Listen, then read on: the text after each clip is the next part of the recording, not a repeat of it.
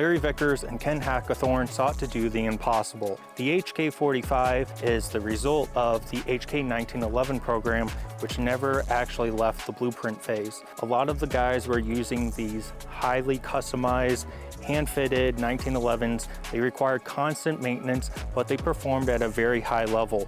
So they thought, what if we can replace these handguns with one standard gun that still has this high level of reliability, accuracy, and it's all just off the shelf. It doesn't require quite as much maintenance. The idea they landed on was improving upon the USP platform. They wanted to take the guts of the USP and then a slide from an HK-P2000 with those more rounded edges and reducing the weight a little bit. Then they wanted to build a frame around the USP Compact magazine, which is just a little bit narrower, and that would allow the frame of this gun to become a little bit narrower as well. You would ultimately lose 2 rounds of capacity from the 12 rounds in a standard USP 45 down to an HK45 only having 10 rounds, but the argument there was you're getting much better ergonomics. And of course, the USP was designed before the Picatinny rail was standardized, so a big thing that they wanted to do was simply adding a Picatinny rail so that you could easily add whatever light you wanted to the handgun. HK Germany very quickly had functional prototypes ready for the HK45. Larry Vickers and Ken Hackathorn went up to Germany, and these prototypes surpassed all their expectations. Like a lot of HK firearms in history, they of course rely on those government contracts, and that's a huge incentive for things to come to market. Fortunately for them, in 2005, the US military would put out the Joint Combat Pistol Program. The idea here, like many times we've heard before, was to get everyone on the same page. So not just the guys in special forces with those super high-end 1911s, but all of the guys on the ground carrying Beretta M9s, they were all going to be standardized to one handgun. Keep in mind, this is 2005, so one of the requirements was it had to be chambered in 45 ACP, it had to have a threaded barrel for a suppressor, it had to have a Picatinny rail, and ambi controls. The HK45 already had all of those things, and a lot of the other manufacturers thought that this was very unfair. You had Beretta with the PX4 Storm, you had the FN/FNP, the Glock 21 SF, and a lot of other handguns that were entered in. But all these other manufacturers thought that HK got kind of an unfair head start, and they wanted a more equal chance at winning this contract. Unfortunately for everyone, as is very common in government, the program was changed. So the buy, instead of being 650,000 pistols, dropped to 50,000, and then ultimately it was killed off entirely.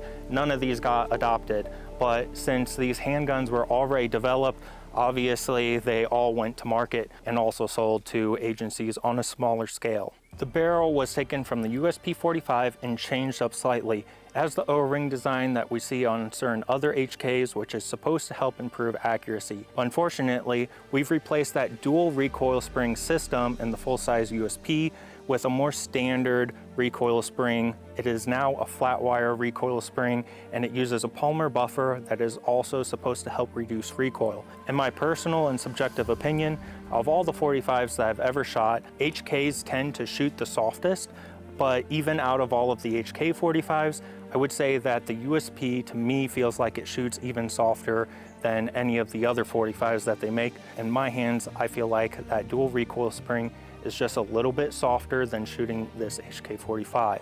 Initial prototypes of the HK45 had a similar frame to the P2000. Had the same texturing, it was more sleek and flat and streamlined, but the P30 was already in development, and last minute Germany changed the moldings for the frame on the HK45 full size only. The gun was debuted at SHOT Show with what they called this Spider-Man grip, and I remember Larry Vickers said he was very unhappy when he saw this and that they had essentially ruined the gun. And I would agree that the P30 feels great in my hand, but when you supersize it like this, it just doesn't work as well for me. I don't know exactly how to say it, but it feels good in the hand, but it doesn't fit my hand as well. Whereas the P2000 grip is just a little bit slimmer, a little bit less of a grip on it, but you can easily fix that with a little bit of goon tape or some Talon grips or something like that. I like the overall shape and the dimensions of that grip a lot more than this though. And some people say that it looks a lot sleeker, it looks more ergonomic, and that the USP has the ergonomics of a brick. But what I will say for the USP and for Glock and things like that, it's a brick that fits my hand very naturally and I can shoot them very well. Even though something looks like it's very ergonomic, it really just depends on the person that is shooting that gun. Something more standard might actually work better for you. This is the second HK45 that I've owned. The first one was a German-made with an FDE frame, and then this one is a US-made tactical, and I still honestly can't decide if I love it or if I hate it.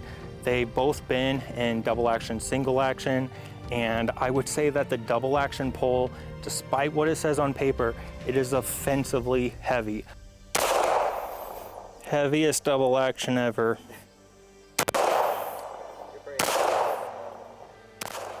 I can almost feel the trigger flexing when I'm at the wall in that double action pull. So on paper, it might say that it's the same weight as a USP or P30 or something else, but when I shoot this on both of my examples that I had, the double action was really awful.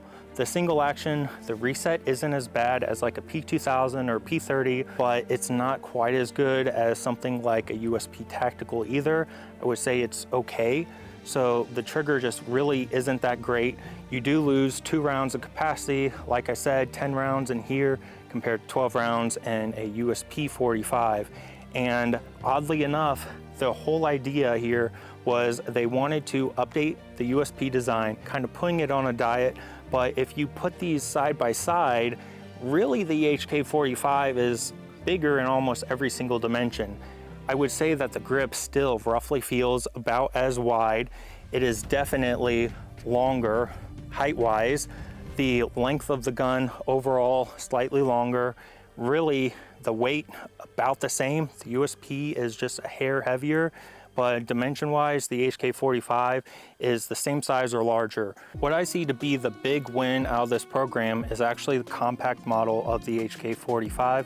They obviously kept the P2000 grip on this gun, and it is noticeably slimmer in almost every dimension compared to a USP compact or the full-size HK45. And I think this is gonna be a lot more comfortable for most people. You can get these elephant foot magazines is what they call them, or you can get shorter 8-round magazines if you wanted to use this for carry or something like that. But especially with these elephant foot magazines, it's a lot more comfortable in the hand, and you are actually getting 10 rounds of capacity out of this magazine. So despite the frame being so much larger on the full-size HK45, you're getting the same capacity out of the compact version. When people say that this is a compact gun, don't think that it is a small gun, because it's still not a small gun. If you actually put this side by side with an HK P30L with the long slide, it is roughly the same length and very similar dimensions overall. So what's considered to be the largest gun in the P30 family is the smallest gun in the HK45 family. Another thing to keep in mind is that your tactical version with the threaded barrel is going to add a little bit of length. So it's going to shoot just marginally more accurately than the standard version. So unless it is something that you definitely want to carry, maybe you get the tactical version, you can suppress it then as well, and it's just going to shoot a little bit better. Another option is you can buy either version and then go to the HK web shop and then just buy a barrel, and then you can swap them out in between. On the HK45 and compact, the only difference is the barrel itself, the height of the sights, and oftentimes you'll see the tactical model will ship with a couple of these 10-round magazines, and a standard one might ship with a couple 8-round magazines. This magazine body is actually the same as the full-size HK45, but it has a different base plate. It is definitely a love it or hate it kind of thing. I was always a big fan of the aesthetic and the feel of the P30 grip, but every time that I pick up a P30 or even the HK45, I just don't seem to shoot it quite as well as a USP or even this gun. Despite its size, I can shoot this gun pretty well, And the grip, to me, I don't love the vertical lines. I usually just put some goon tape or something on here, or a lot of people will use Talon grips. So I would say that definitely try both if you're able to. They're both great. Honestly, I don't know anyone that hates the HK45 and hates the HK45 Compact. Some guys, a lot of guys, they usually love one or the other, and they're kind of like a cult following behind either of them. People say that the HK45 is the best gun they've ever shot, or they might say this is the best gun they've ever shot. On the compact model, the rail is just a little bit shorter. There have been guys that have modified Surefire X300s to make them fit. The TLR7 sub will fit this rail perfectly fine. I am actually going to try a Modlite PL350C. I think that those fit on this rail perfectly. They're pretty flush as far as the mount goes, and then the head sticks out just a little bit, which I think is honestly perfect. So your light options are a little bit better today than when this gun came out, but they are still a little bit limited, whereas on the full size, you can easily grab an X300, any full size light, and it's gonna fit that rail without a problem. And it is of course 2025, and having a red dot is standard, but I wouldn't rule out either of these guns for that reason. While the light compatibility has improved over time, there are also guys like Right Armory, and they will cut any of these slides. So if you want to put a red dot on here, it's not cheap. I believe they charge $475 after tax and shipping for the iDot system is what they call it, but it's a great system and they match the factory HK finish extremely well. It really bothers me when guys do a cut and then they just do a standard black Cerakote, and you can tell that it's just a different shade of black than that gun when it came from the factory. Like I mentioned before, there is also a LEM version of this gun. LEM is something specific to HK. There's two versions, a light and a heavy. I would recommend the light for most people. Basically, it's going to be similar to a striker fired handgun. You have to keep in mind that when you dry fire it, you have to chamber around to shoot it, right? So make sure you rack the slide first, and that trigger is going to have a long take up, but it's going to be extremely light.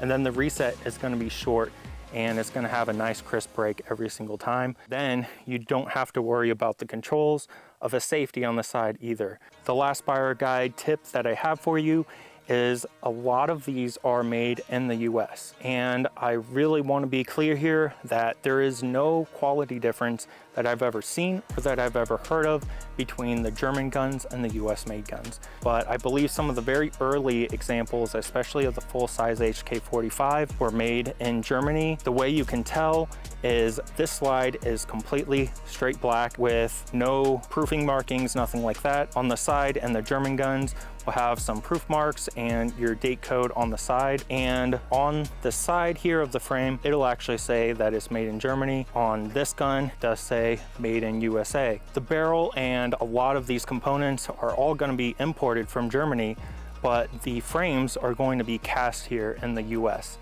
And they're going to be using the same molds and everything else, the same materials that they use in Germany, but it's just a little bit easier for them to make them here. But I mention this because there are definitely collectors out there that will want to know this, and you might specifically seek out a German-made gun, or you might not care at all. I do want to mention too, as a fun fact, this small little HK45C became known as the Mark 24. The military actually did eventually adopt this gun in some use, and it was a replacement essentially for the HK Mark 23, which is absolutely massive in comparison to this gun. But these were run with the 10-round magazines and a full-length suppressor, which is a pretty sweet setup. This gun does shoot very, very well suppressed. And it said that at least one of these was used on the raid to kill Bin Laden, so that's also a cool piece of history. With that said, leave a comment and let me know what's your favorite 45 ACP as an HK, which model is it? I hope that you enjoyed this and found it helpful, and I'll see you next time.